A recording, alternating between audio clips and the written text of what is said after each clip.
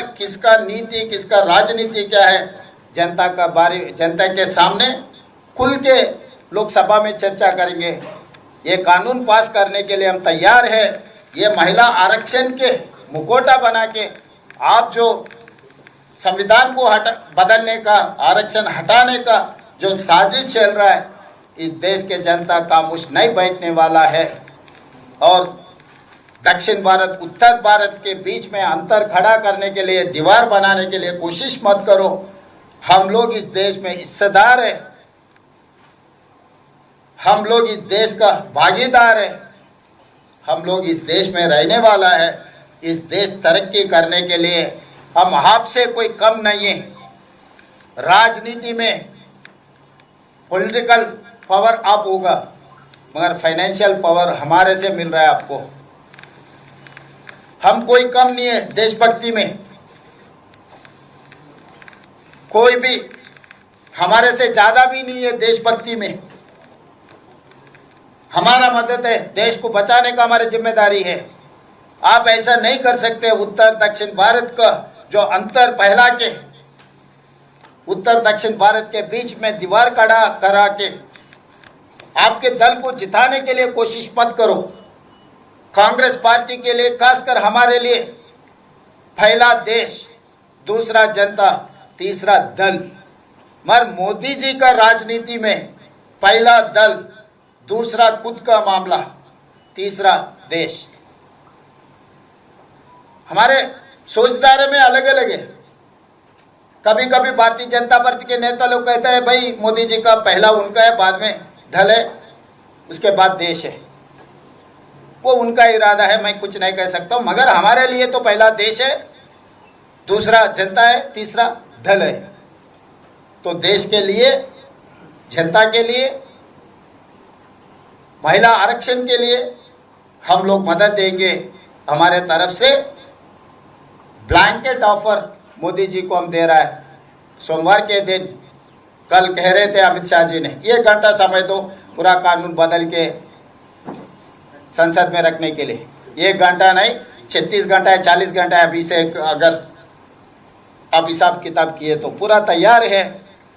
तो इसीलिए कानून बदला दो, महिला आरक्षण के लिए जो कार्रवाई शुरू करना कर दो। सोमवार के दिन बिल इंट्रोड्यूस करो, मंगलवार तक पूरा चर्चा कर देंगे, पास कर देंगे। कांग्रेस पार्टी की ओर से हम लोग ये बयान दे रहे हैं कि महिला आरक्षण के लिए हम तैयार है। कोई हम बदनाम करने में कोई कोशिश किए तो कोई मानने वाला नहीं है। हम पलट के जवाब देंगे। जो बिल का जिक्र आप कर रहे हैं वो 2023 का नारी शक्ति वंदन अधिनियम बिल होगा या उसको बदल कर उसमें ओबीसी आरक्षण का प्रावधान देकर लाया जाएगा? हमारा मांग है ओबीसी रिजर्वेशन भी उसमें मिलाना है। अगर ओबीसी रिजर्वेशन मिलाने के लिए कुछ समय लगे तो जैसा है वैसा ही 2027 से लागू करने के लिए आप अमेंडमेंट कर दो। आगे जो अमेंड करना है तब भी हमारा मदद रहेंगे। हमारा मांग है रिजर्वेशन, महिला रिजर्वेशन, कोटा में सब कोटा कर दो।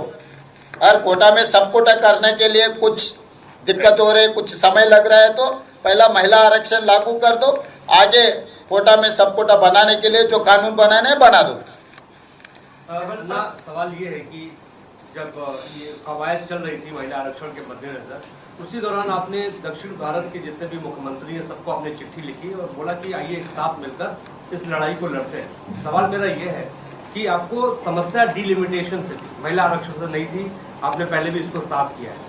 दक्षिण भारत के डिलिमिटेशन को लेकर क्या फॉर्मूला होना चाहिए, किस तरीके से आप देखते हैं? क्योंकि लगातार चाहे सोनिया गांधी हो, प्रियंका गांधी हो, राहुल गांधी हो, लगातार ये कहते रहे कि हम आरक्षण के विरुद्ध में नहीं है, हम डिलिमिटेशन के खिलाफ हैं। साउथ और नॉर्थ को बांटने की कोशिश है।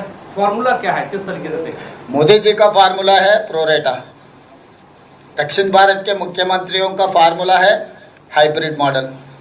हम चर्चा करना है, हम कौन है, स्टेक होल्डर सबसे चर्चा करो, विपक्ष दलों से चर्चा करो, सिविल सोसाइटी से चर्चा करो। एक नया सिस्टम जिसको भी नुकसान नहीं पहुंचा जैसा इस देश को इकट्ठा करने के लिए जो ज़रूरत है उसके बारे में चर्चा होना है। हम अकेले एक तरीका नहीं बोल रहे हैं, हम we have suggested one formula which is actually accepted by Government of India and other civil societies. Otherwise, we are ready to debate on this subject. पहला विपक्ष दलों को, आपके साथी के दलों को पहले बुलाओ, टर्म्स ऑफ रेफरेंस कैसे रहना उसके बारे में चर्चा करो, सबका सुझाव लो, हर जिले में जाओ, नहीं तो हर पार्लियामेंट में एक पब्लिक हियरिंग बनाओ, उन लोगों का राय ले लो, उसके बाद कुछ कोशिश करो। ये ऐसे समझ रहे हैं नाट को हम पावरफुल कर रहे हैं, नाट को पावरफुल नहीं कर रहा है, देश को कमजोर कर रहा है। हम किस हर चीज को हम मान सकते हैं, देश को कमजोर करने के लिए कोई भी कोशिश की हम नहीं मानेंगे। देश एक बार कमजोर हो गए, आपस में अंतर फैल जाएंगे, उसके बाद कोई भी कंट्रोल नहीं कर सकते। मोदी जी, अमित शाह जी कितने साल रहेंगे? 5 साल, 10 साल, 15 साल, उसके बाद देश तो रहना है। इस देश में जनता रहने वाला है। इस देश जनता को नुकसान पहुंचाने का, देश कमजोर करने के लिए मोदी जी हो, कोई भी हो, कोशिश नहीं कर सकता। अगर वो कोशिश किए तो हम रोकेंगे। ये लोग ये समझ रहे हैं हम कमजोर है। मैं महाभारत की एक छोटी कहानी सुनाना चाहता हूँ। महाभारत में भीमसेन के बारे में तो आपको पता है कितना ताकत है। ताकत के साथ साथ उनको अहंकार भी आ गए, मैं किसी को हरा सकता हूँ, मेरा ताकत के सामने कोई भी मुकाबला भी नहीं कर सकता है।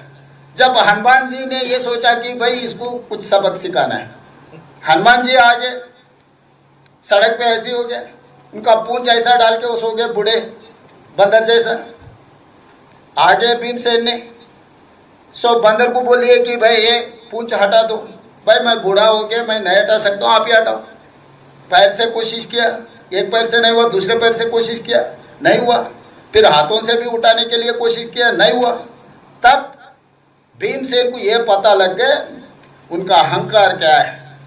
ये बूढ़ा बंदर वहां पर है तो पूंछ भी नहीं हटा सका। तब हनुमान जी ने पलट के बोले आपके अहंकार कोई काम का नहीं है भीमसेन जी, आप ताकत वाला है मगर अहंकार से कोई फायदा नहीं है। मोदी जी को भी 12 साल से बार बार कानून बिना चर्चा पास करवाते गए।